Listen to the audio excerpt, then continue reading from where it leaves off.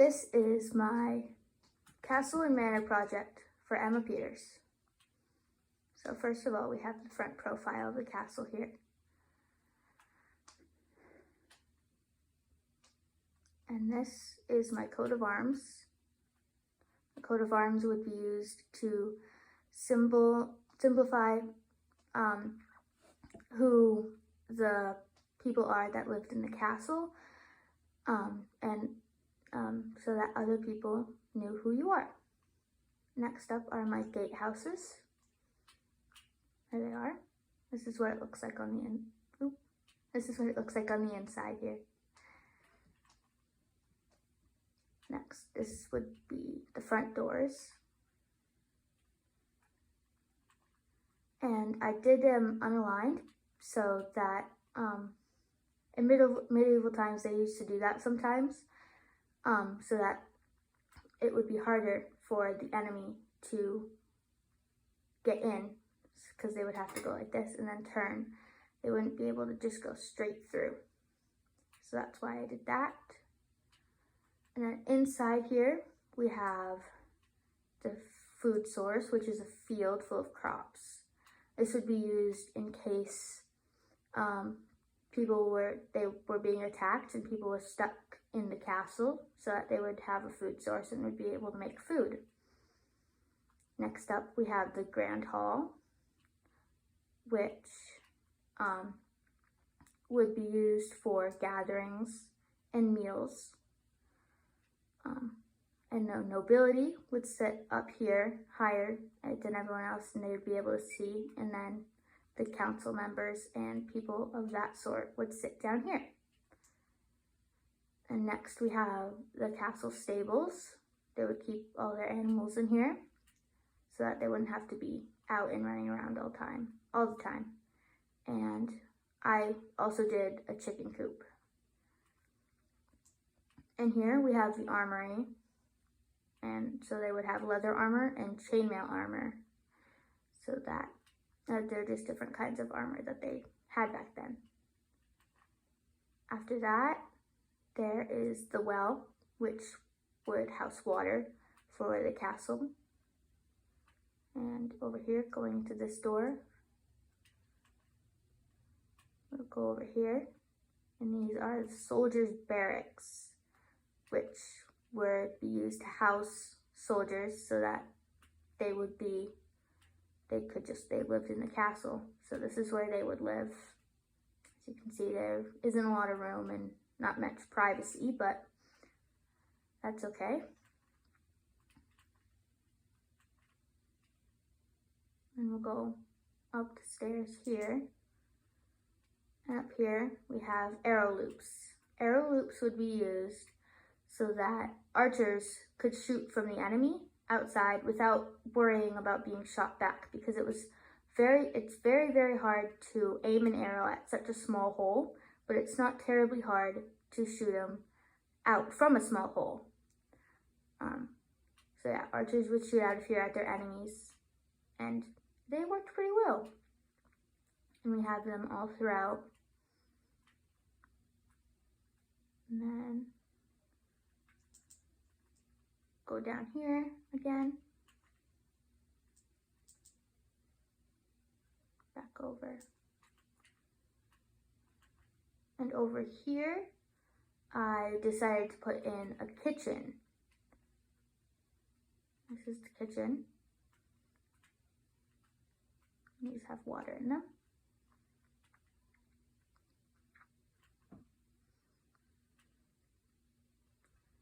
And now go up this way, all the way up. And through here is the castle church. So these are the church pews that people would sit on. And so the priest would stand back here and he would preach testaments and things to the people who came to church on Saturday or Sunday. I'm not quite sure what day they had church. And then up here is just the top of the tower. They could use it to shoot off of, throw things down at enemies. So yeah, And going back down and across to the other tower. What we're gonna, we'll come here. We'll come back to these. And in here are the Lord's chambers. So his chambers would have been a lot more lavish, and they would be better than the soldiers' quarters, which are actually right under here. But the Lord would have lived in a much more luxury than the soldiers would have. As you can see, he's got a desk, some candles. They would sometimes have paintings and even windows.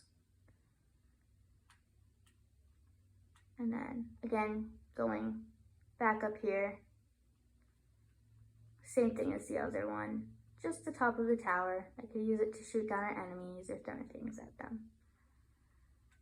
So going back down here, right here, we have murder holes. Murder holes would be used, they could be opened here, and as I showed you before, the little room between the gates or the doors, they could open them and throw things such as hot oil, or even going as far as rocks, down at their enemies that they trapped in this little room.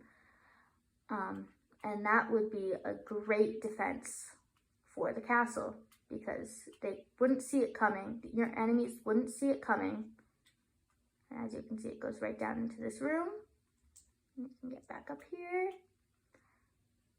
So yeah, this would be a great defense against enemies.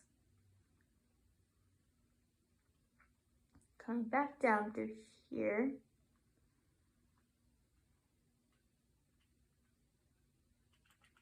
Back out into the little courtyard of the castle.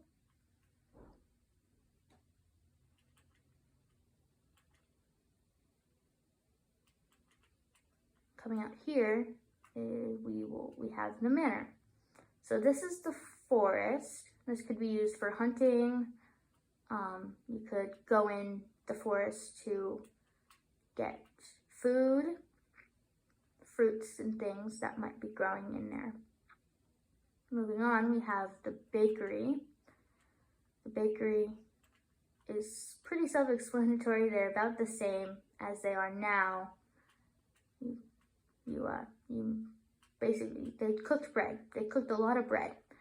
So they have 3 ovens here and 3 more over here, and then a cauldron for nobody knows. And then in here we have some wheat, and over here we have some bread.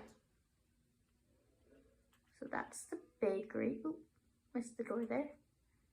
Okay, so coming over here, we have the grist mill. The grist mill would be used, they would grind up grain in the grist mill to make flour or bread or many different things. So yeah, that's the grist mill. And then over on the back side of the grist mill, we have a water wheel.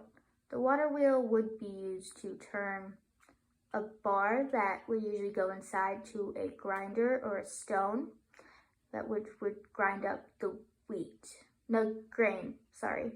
And so it would be, the water would work by water power. The water current would go and it would turn the water wheel. So, following the grist mill, we have the tannery. The tannery is basically, it's a leathersmith. A tanner would work with leather, and they would make many different things out of leather. They could even make it different colors, such as that. And in these, we have different types of armor, leather armor. Following the tannery, we have the blacksmith. The blacksmith would work with metal to make weapons, and several other different kinds of things. All right. come over here.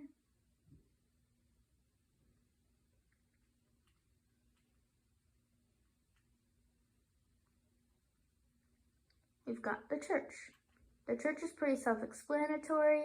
It's just a church. It's almost the same as the one in the castle, only I was able to make this one a bit bigger, and I was able to give it stained glass windows. So pretty self-explanatory, just a church. Following the church, we have the stables. The stables would house the animals, as you can see here. Wasn't much to it, just a house for animals. Over here we have the manor house. The manor house would be the home of the liege lord, the liege lord would have been nobility, so he would have had a nicer house than the peasants of the manor. That's why his house is much larger than the peasant houses, which you'll see here in a minute. Have a couple of bedrooms up here. One over here. And they have windows in their homes, but they're not as fortunate. They don't have glass. Not as fortunate as the lord of the manor. Going back downstairs.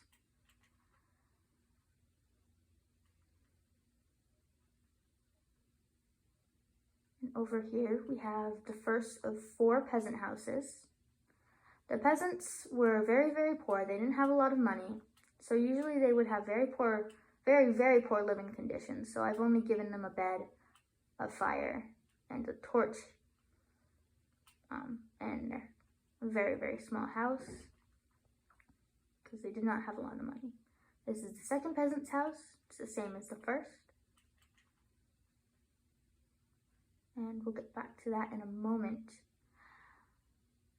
And over here, we have the other 2 peasant houses. They're the same, but instead of being made out of stone and having a wood floor, they're made out of wood and have a stone floor. So those are quite boring, if I do say so myself, but yeah. Over here, we have our fields. We have the first one over here, and we have the second one over here. And notice the irrigation systems to keep the soil fertile and to make sure the crops don't dry up. And over here we have our orchard.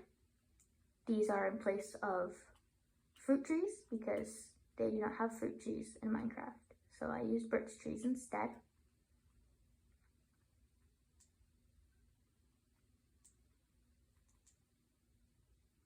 And over here we have the grazing field, which animals would be let in here so that they could graze and eat grass.